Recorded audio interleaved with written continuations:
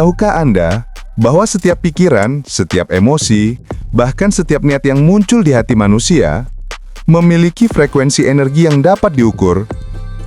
Ada pikiran yang membuat kita lemah, ada pula yang menguatkan. Ada perasaan yang menurunkan energi, dan ada yang mengangkat jiwa menuju cahaya. Inilah yang ditemukan oleh seorang psikiater dan peneliti spiritual asal Amerika, Dr. David R. Hawkins. Melalui karya besarnya dalam buku yang berjudul Power versus Force, ia memperkenalkan peta kesadaran manusia, sebuah peta energi batin yang mengungkap rahasia di balik kebahagiaan, penderitaan, dan pencerahan. Dr. Hawkins mengabdikan hidupnya untuk memahami kesadaran manusia. Ia memadukan ilmu kedokteran, psikologi, dan spiritualitas. Dengan metode kinesiologi, yaitu pengujian kekuatan otot sebagai detektor kebenaran, ia menguji ribuan respon manusia terhadap berbagai emosi, kata, dan gagasan. Hasilnya luar biasa. Setiap pikiran dan emosi ternyata memancarkan frekuensi energi tertentu. Frekuensi rendah melemahkan tubuh dan jiwa, sementara frekuensi tinggi memperkuat dan menyembuhkan. Dari penelitian inilah lahir skala kesadaran. Sebuah peta logaritmik dari 0 hingga 1000, ia menggambarkan perjalanan batin manusia dari kegelapan menuju cahaya kesadaran ilahi. Sebelum kita masuk ke penjelasan lebih dalam, jangan lupa subscribe channel ini. Kita akan bertahap, bertumbuh menjadi pribadi yang berkesadaran dan selaras dengan semesta, sehingga apapun yang menjadi niat kebaikan akan terwujud. Oke, kita lanjut. The Force versus Power. Dr. Hawkins membedakan dua jenis energi utama dalam kehidupan umat manusia, yaitu Force dan Power. Force adalah energi yang datang dari ego, dari keinginan mengontrol, memaksa, dan menundukkan. Force tampak kuat, tapi sejatinya sangat rapuh. Ia melelahkan, menimbulkan konflik, dan tidak pernah bertahan lama. Kemarahan, kebencian, dan ketakutan, semua berasal dari Force. Sementara itu, Power adalah kekuatan sejati. Ia tidak memaksa, tetapi menarik. Ia tidak menindas, tetapi menginspirasi. Power muncul dari cinta, kebenaran, dan kesadaran spiritual yang tinggi. Hawkins mengatakan, Force selalu membutuhkan pembuktian, sedangkan Power tidak perlu pembuktian, karena ia adalah kebenaran itu sendiri. Ketika manusia hidup dalam Force, ia berjuang melawan kehidupan. Namun saat ia hidup dalam Power, kehidupanlah yang mulai berpihak padanya. Oke, mulai paham ya? Perbedaan pikiran atau rasa manusia itu dibagi dua, yaitu Force dan Power. Sekarang mari kita jelajahi peta kesadaran itu apa saja, dan berapa sih nilainya, sehingga nanti kita akan tahu dan sadar kita berada di level yang mana. Yang pertama, kita belajar di vibrasi Force dulu. Pada tingkat paling rendah, terdapat rasa malu atau shame, dengan skala nilai 20. Disinilah seseorang merasa tidak layak, terasing, dan kehilangan nilai diri. Lalu, naik sedikit, ada rasa bersalah atau guilt dengan skala nilai 30. Energi ini mengikat manusia pada masa lalu dan rasa penyesalan yang dalam. Lalu, apathy atau putus asa nilainya 50, di mana seseorang kehilangan harapan dan menyerah pada kehidupan. Di tingkat grief atau kesedihan, nilainya 75, yaitu hati masih tenggelam dalam kehilangan, belum mampu melepaskan masa lalunya. Selanjutnya, fear atau ketakutan, nilainya 100, di mana hidup dikendalikan kecemasan dan bayangan buruk masa depan. Kemudian, desire atau keinginan yang menggebu, nilainya 125. Energi duniawi yang mendorong ambisi, namun masih terikat dengan ego. Naik lagi, anger atau kemarahan, skornya 150. Sebuah tenaga besar, tapi belum mampu diarahkan dengan bijak. Dan pride atau kesombongan, skornya 175.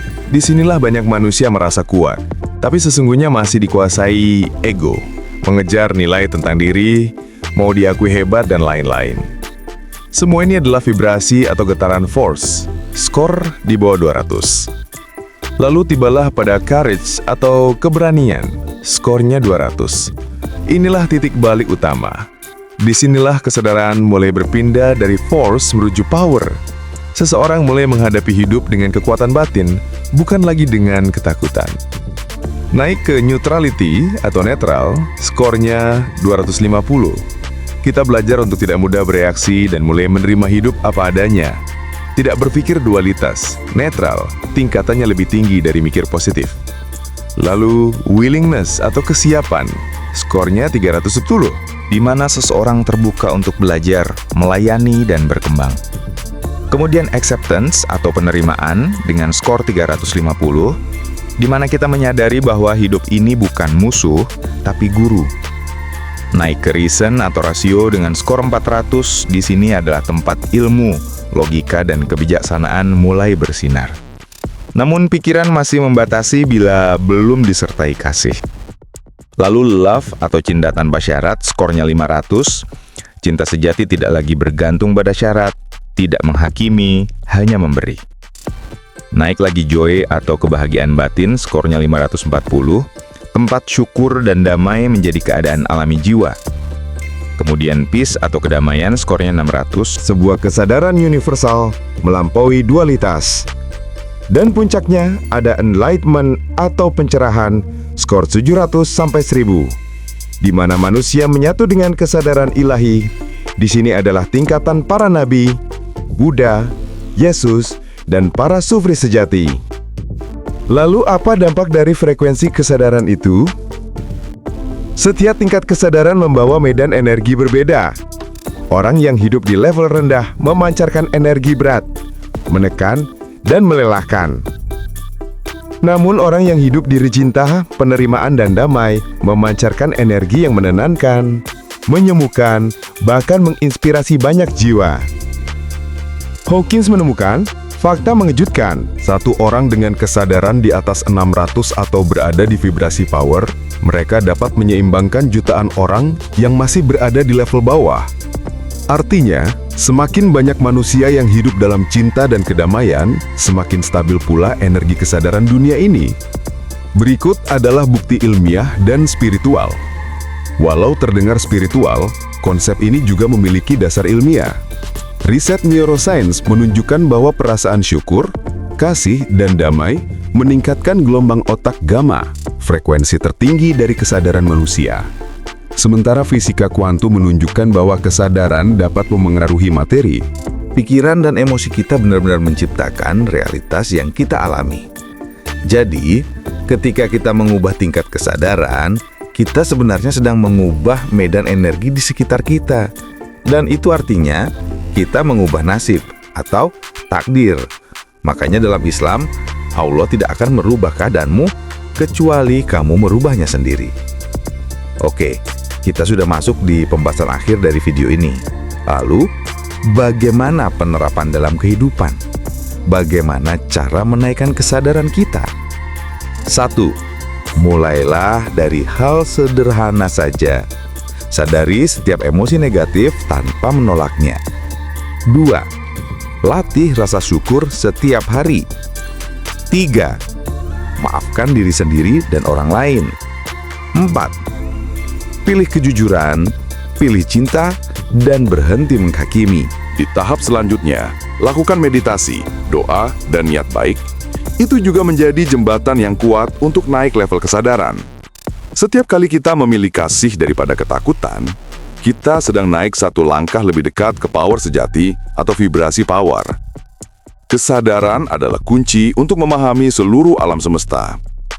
Ketika kita hidup bukan dari force, tapi dari power, hidup menjadi selaras, damai, dan penuh makna. Kita bukan hanya manusia yang berpikir, tapi kita adalah kesadaran yang sedang mengalami kehidupan. Dan saat kita sadar akan hal itu, kita telah memasuki wilayah tertinggi dalam peta kesadaran manusia. Ilmu vibrasi ini adalah kunci ilmu kehidupan.